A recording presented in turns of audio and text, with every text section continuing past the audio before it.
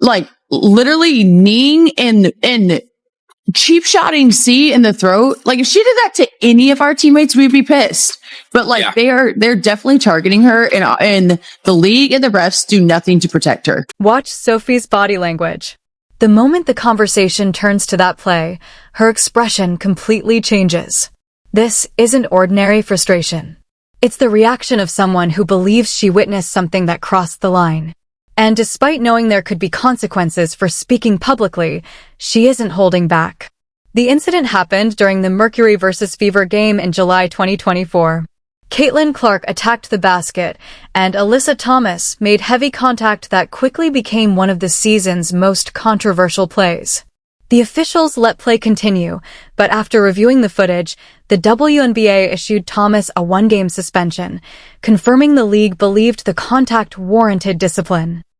This ref right here, Angelica Suffering, I'm calling her out, man. Literally looking at this. She's paying attention to it, and I'm thinking every ref is paying attention to the ball. They usually do that. They have a problem with doing that, and they miss things like this. But you literally have this lady looking right at it, man, and don't say a thing. This is crazy. Here's what makes this situation even more controversial.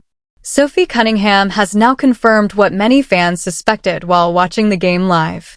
Most of the players didn't fully see the incident because they were focused on the play itself, trusting the officials to catch anything serious.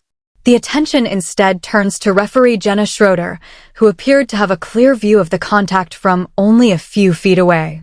That raises an obvious question. If the league later determined the play deserved a suspension, how wasn't it called correctly in real time? That's exactly why this moment continues to be debated, and Sophie's reaction makes it clear she isn't convinced the officiating got it right. From 24 all the way up. This lady right here, man, every time I see her, some BS is going down. I think she was in the eye-poke game. Man, yeah, this lady right here, investigate this lady. I don't know what she got going on, dog, but it's nonsense. It's nonsense. It is their job to... Listen to Sophie's comments carefully. She's not speaking in general terms. She's pointing to specific moments, the foul on Kate Martin that wasn't reviewed and the technical foul on Caitlin Clark.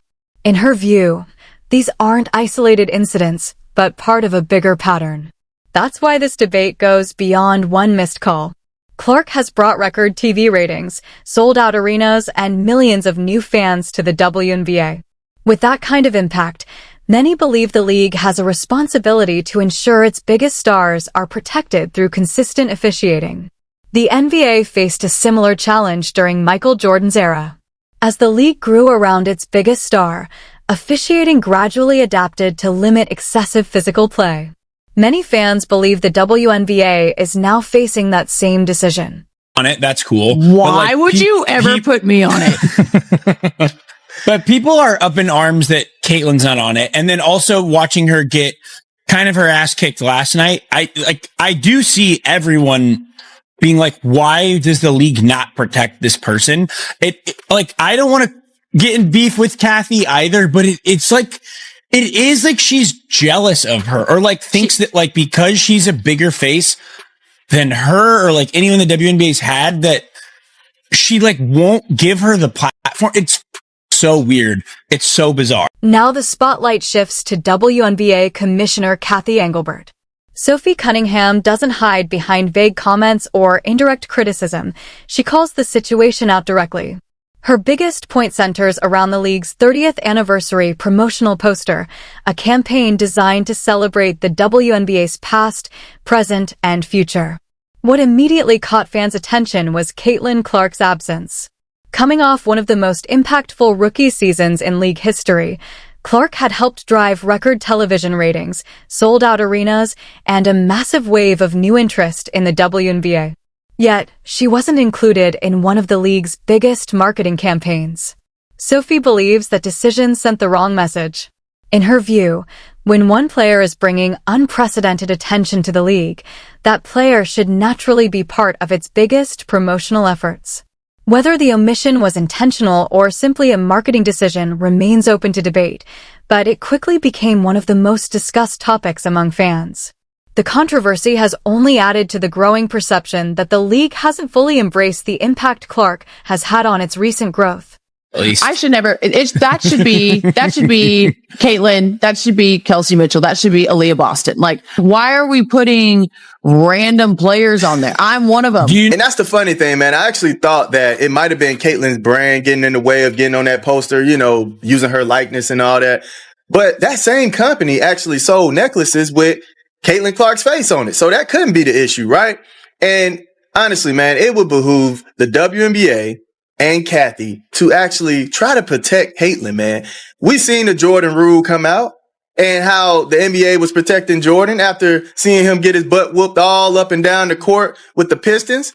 You saw the Jordan rule come out, man. And it's not necessarily saying nobody is paying attention to the other players. Any dirty foul that happens, I call it out and I'm like, nah. And this is where Sophie says what many Fever fans have been arguing all season.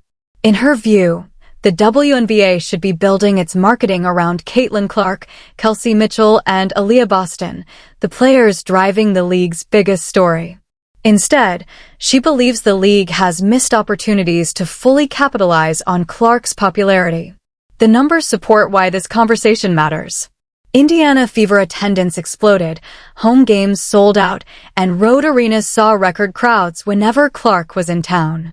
She has brought millions of new viewers and generated unprecedented interest in the league. Sophie argues that when one player is creating that level of impact, the league should be promoting her as one of its biggest faces rather than allowing controversies to overshadow her success. Biggest thing I've ever seen in my life. So let me take you through. I'm going to agree, actually. I think I've seen you do crazier and that was a weak double tech on both of you, for being honest. Dude, so what happened is, damn, she's always involved. She's always involved in some stuff. Like, get your shit together, sis. Sophie also questioned how the officials handled one particular sequence involving Caitlin Clark. According to her, the physical contact started with Alyssa Thomas, tensions escalated, yet Clark somehow ended up receiving a technical foul.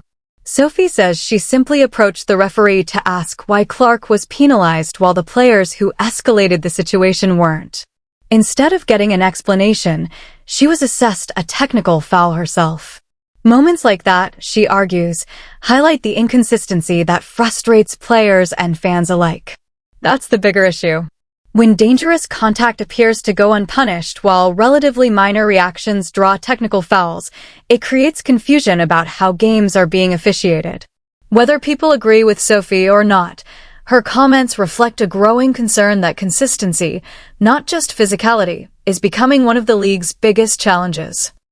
Tibbetts, man, you're losing it, dog. You're losing it. I don't understand where you're coming from with that. But Lisa Leslie ended up coming in and giving her 10 cents about it, man. Listen to what she had to say. Ladies, your thoughts just as the league continues to work through what many perceive as consistency issues, especially when it comes to games being officiated, Lisa. Well, officiating is tough. I don't know if anybody's ever even tried to officiate. It's not the easiest game. It's one of the most thankless jobs you can do. But in this particular situation, I thought that the last official should have been able to catch that. Lisa Leslie's opinion carries real weight because she's one of the greatest players in WNBA history. A Hall of Famer, multiple-time MVP, and Olympic champion, she's not speaking from emotion. She's speaking from experience. Leslie acknowledged that the league has always been physical, but she emphasized that there has always been a line. Hard fouls were part of the game, but players respected one another. If someone took a hard hit, there was usually an acknowledgement afterward because the goal was to compete, not to injure. That's why this incident stood out to so many people. Leslie believes every player deserves the same level of protection, whether they're a superstar or a role player. Her message was simple: physical basketball is fine, but consistency in officiating is essential. If dangerous plays aren't handled properly, it creates an environment where unnecessary contact becomes more common, and that's a risk the league can't afford. Anymore. But then, she only get a game suspension, which really is not enough for me. I'm thinking like 5 minimum. 5 minimum, dog. Yeah, you heard me. 5 minimum. There's no way you only get 1 game suspension after some nonsense like that. If that was Draymond Green, that's a 3-game, 4-game suspension. Come on, dog. We know what's going on out here.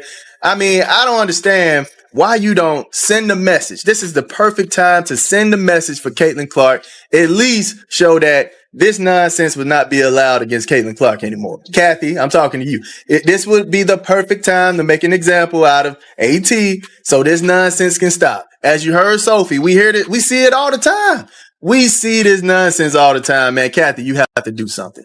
You have to do something, dog. Now look at how the Mercury responded after the suspension. Social media quickly filled with messages like, "We've got its back," and asterisk, "You don't stand alone." Asterisk, the entire team rallied behind Alyssa Thomas, presenting her as someone who deserved support rather than criticism. Supporting a teammate is completely understandable. Every team does that. But this situation sparked debate because many fans believed the incident went beyond a routine hard foul. The league reviewed the play, upgraded it, and issued a suspension. That alone confirmed the WNBA believed the contact crossed the line. Head coach Nate Tibbetts added another layer to the discussion by dismissing claims that the plays were cheap shots. He argued that people shouldn't rely solely on clips circulating on social media. Critics, however, responded that the league itself had already reviewed the full footage before handing down the suspension, making the video evidence difficult to dismiss. Stepping back, this controversy highlights several larger issues. First is officiating consistency. Fans continue to point to multiple games in which they believe dangerous plays involving Caitlin Clark weren't handled consistently. Whether it's missed flagrant fouls or technical fouls that appear unevenly enforced, the debate keeps growing. Second is the league's disciplinary process. Many people felt a one-game suspension was too lenient given the nature of the contact. Others believed the punishment was appropriate. Either way, the decision fueled more discussion about whether player safety is being treated seriously enough. Finally, there's the league's broader challenge. Caitlin Clark has helped bring record ratings, sold-out arenas, and unprecedented attention to the WNBA. With that level of visibility, every controversial call and every disciplinary decision receives national scrutiny. That's why many believe the league must prioritize consistent officiating, clear communication, and player protection, not just for Clark, but for every player on the floor. Whether you agree with Sophie's criticism or not, one thing is undeniable. This incident has become much bigger than a single foul.